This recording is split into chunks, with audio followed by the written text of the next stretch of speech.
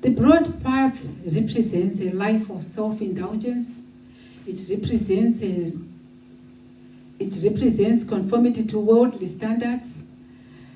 It's appealing and it requires little effort but ends in spiritual ruin. Coming to the narrow path that Jesus is calling us to join on him. It symbolizes a life of discipline, the life that the young lady chose. Be disciplined, a life of sacrificing, a life of adherence to God's will.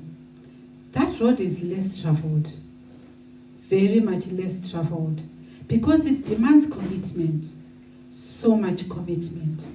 You have to explain to a lot of people when you choose that road.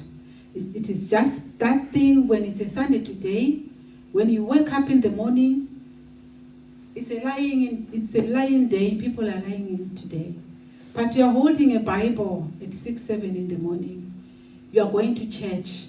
And you have to explain to people why you are giving yourself so much hard time when people are resting at home. You've got a lot of things to explain to the world, because the world demands a lot of explanations when you don't even need to give them those explanations. But somehow you feel it. There is a spirit in you that tells you that you really need to explain to the world what you are doing now, instead of explaining to God what you are doing. But there is a demand from the world. Explain to me why you get up early in the morning, why you have to leave your house early in the morning, why you didn't join us clapping at night, Saturday, leaving the pub at 3, 4, 5 p.m., 5 a.m. Why are you doing that? You have to explain all those things. To who? To the world, to the evil spirit, to Satan, to this broad, wide road on the left. You have to explain everything on that big gate. There is no peace. You always have to talk in that road. Talking things that do not take you to heaven. Talking about things that take you off the smooth road that takes you to heaven. So that Bible verse is in the book of Matthew. The book of Matthew is the first in the New Testament. So Matthew was also called Levi. He was a tax collector during the time Jesus started his ministry. This profession he had of being a tax collector, it made him not being loved by people because he was taking people's monies. But Jesus loved him for that. Jesus moved him from that pathway. Yes, despite that status, Jesus called him to be a disciple. Matthew responded immediately because people think, oh, I don't think I really have to evangelize to so and so.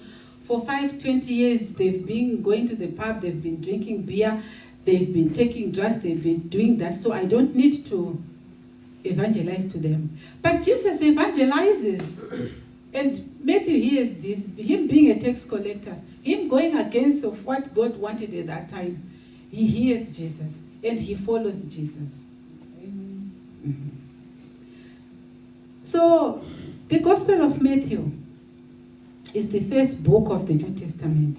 It presents Jesus as the Messiah. That's why he wrote that book. Because he was Jewish and he was writing this book to the Jewish because they refused to accept Jesus as the Messiah, as the Son of God. But him, because he now had the truth, because for the 3 years he was with Jesus, he felt I'm the perfect person to tell my community, to tell these people I grew up with, that this is the Messiah. Jesus is the Messiah. So Matthew's transformation from a societal outcast to a devoted follower exemplifies the power of Jesus. Amen.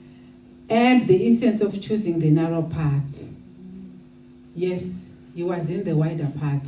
He was in the wider road. But in the end, he just chose the narrow road. He chose Jesus. Yes. So when Jesus says these words that we see in Matthew 7 verses, all of Matthew 7 is, It was the Sermon on the Mount, where Jesus was teaching the values of the kingdom of heaven.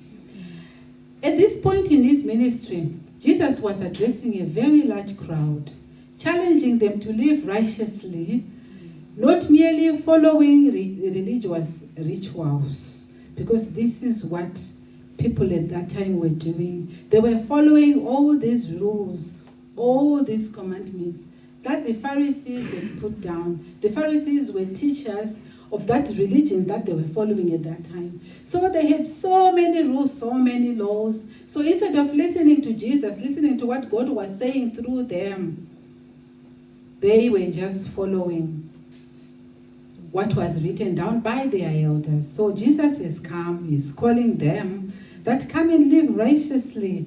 We want peace to be in your heart. We don't want you to just show it outwardly, but we should read peace from your heart.